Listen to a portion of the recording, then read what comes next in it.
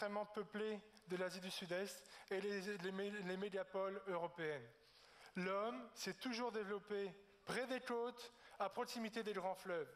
Pour une raison très simple, ça facilite le commerce et c'est là où on trouve les zones agricoles les plus intéressantes. Donc notre société s'est développée sur des zones émergeables à l'heure actuelle. Donc une augmentation même de quelques mètres de niveau marin pour avoir des impacts énormes sur la quasi-totalité de la population. À peu près 70% de la population mondiale vit dans ces zones inondables. Même chose si vous prenez l'exemple des cinétiques, prenons la ville de New York. Déplacer la ville de New York en 5 siècles, par exemple, c'est facile. D'une génération à l'autre, on se déplace, on abandonne les zones côtières parce qu'elles sont inondées, tout se passe bien.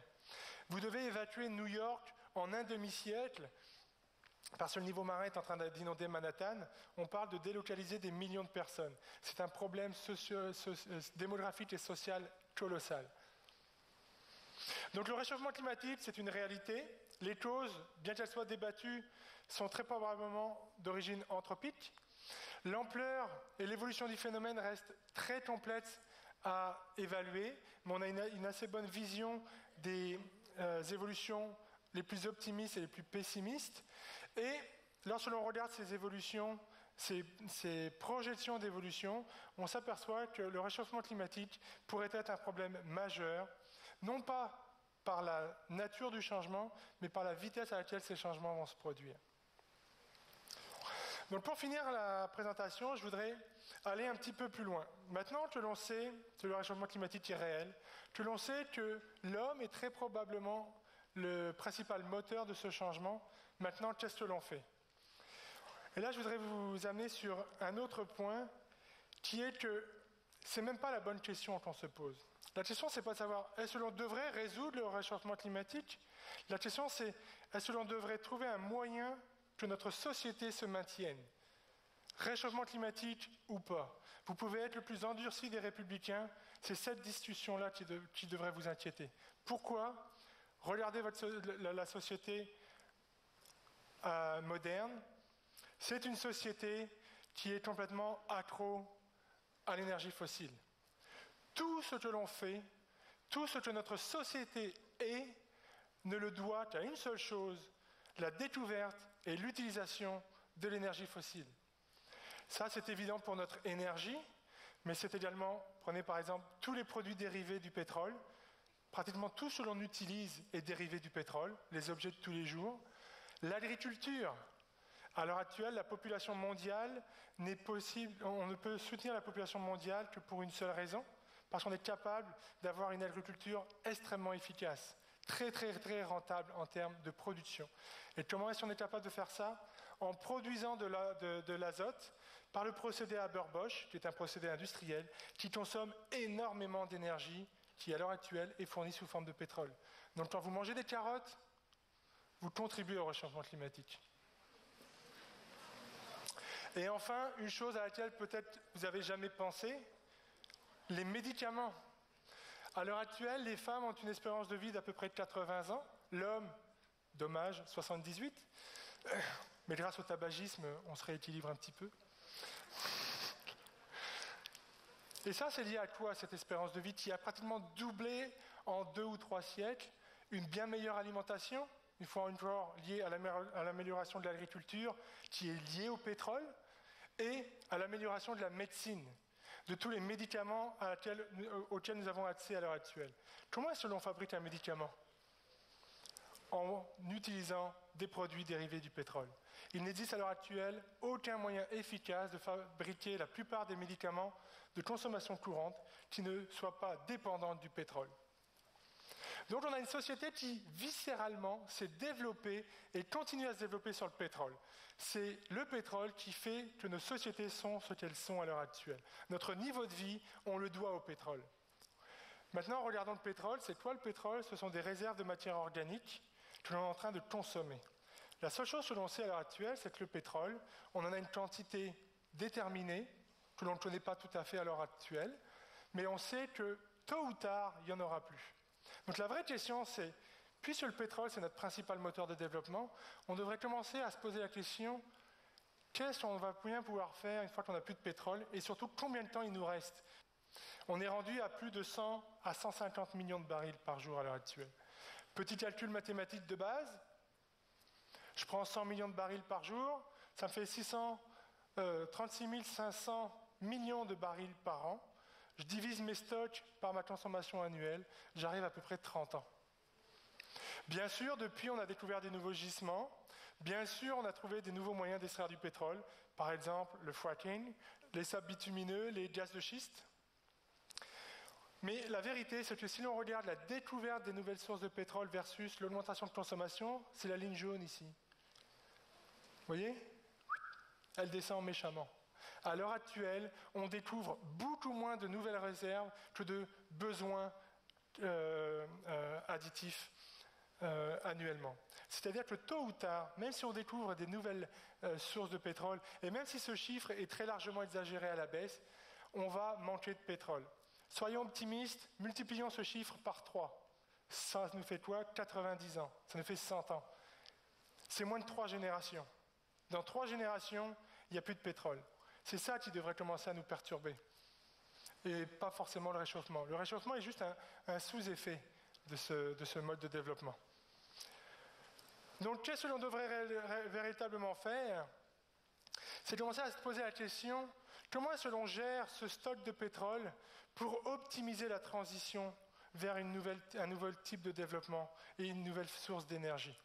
Donc, quels sont les secteurs de notre société qui, à l'heure actuelle, pourraient être remplacés, dans lesquels on pourrait remplacer le pétrole par d'autres énergies, et surtout quels sont les secteurs vitaux dans lesquels on n'a pas le choix d'investir du pétrole à l'heure actuelle. Faisons un petit résumé ici de notre consommation énergétique. Plus de 80% de notre énergie à l'heure actuelle est consommée pour l'industrie, pour l'énergie des ménages et des villes, et surtout pour le transport automobile et routier. Si l'on regarde ces différents besoins énergétiques, à l'heure actuelle, il y a tout un ensemble d'énergies dites alternatives qui existent. Prenons par exemple l'énergie qui pourrait alimenter des villes, des usines, etc., donc des édifices fixes. On a la géothermie, on a le solaire qui se développe, on a l'éolien, on a l'hydraulique et on a aussi le nucléaire. Donc on a tout un ensemble de panoplies de sources d'énergie alternatives que l'on pourrait mettre en place. L'énergie qui alimente nos automobiles, petit à petit on passe également à l'électrique, donc on a des alternatives. Donc on pourrait assez facilement essayer d'agir sur ces secteurs, d'agir sur le secteur de consommation énergétique qui à l'heure actuelle représente 80% de notre consommation. Par contre, il y a d'autres secteurs qui, eux, sont très minoritaires, moins de 20%, pour lesquels, à l'heure actuelle, on n'a pas de solution. Prenez le transport aérien. À l'heure actuelle, on n'a pas de moteur électrique suffisamment efficace pour faire fonctionner un avion. Le transport maritime, même chose.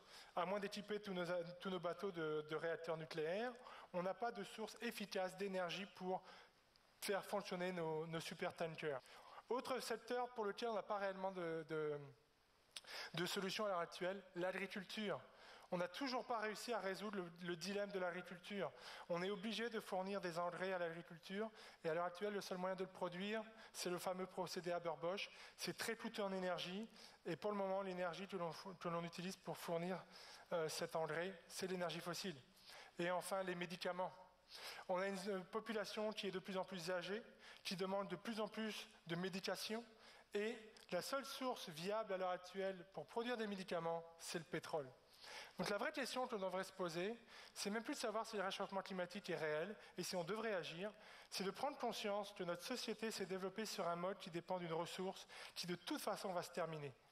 Dans 100 ans, dans 550 ans, peu importe. Cette ressource est terminée, elle est derrière nous. On vient de passer, il y a 2 ans, le pic de consommation de pétrole. C'est-à-dire que l'on a produit plus de pétrole depuis sa découverte que de réserves qui nous restent devant nous. C'est purement et simplement mathématique. Il faut trouver un moyen de passer d'un mode de développement dépendant du pétrole vers un mode de développement indépendants du pétrole. Et la meilleure façon de faire ça, c'est peut-être d'être intelligent sur la gestion des ressources que l'on a. Le pétrole est extrêmement utile. Il ne faut pas commencer à rejeter les bienfaits du pétrole. Vous êtes ce que vous êtes à l'heure actuelle parce que la société s'est développée grâce au pétrole. Donc il faut juste essayer d'identifier les zones où on a vraiment besoin du pétrole et essayer d'économiser les réserves qui nous restent pour soutenir ces secteurs et investir dans les nouvelles énergies pour les secteurs où on peut se le permettre. Ça va tout simplement nous permettre d'étendre nos réserves, parce que je ne sais pas combien de temps ça va nous prendre pour être capable de fabriquer des médicaments en masse sans pétrole, mais si ça nous prend 200 ans, on aimerait bien avoir les réserves pour ça et pas se retrouver à court dans 60 ans. Alors pourquoi est-ce que l'on n'est pas capable à l'heure actuelle d'assurer une transition efficace vers un nouveau mode de développement, alors que l'on sait très bien, si on s'arrête 2 minutes et qu'on le réfléchit, que ce mode de développement est de toute manière fini. Même s'il y a des jolis spots à la télé qui vous disent que les sables bitumineux, ça va soutenir le Canada pendant 100 ans, ça c'est une fumisterie absolue. C'est des chiffres qui sont calculés sur la population moyenne du Canada. Excusez-moi, le Canada c'est une goutte d'eau dans la mer de la population mondiale. Donc les sables bitumineux, non, ça ne soutiendra pas la planète sur 200 ans. Loin de là. Alors pourquoi on n'est pas capable de faire une transition vers des énergies différentes, vers un mode de développement différent? Tout simplement parce qu'il y a un coût économique important. Crise économique égale désolidarisation environnementale.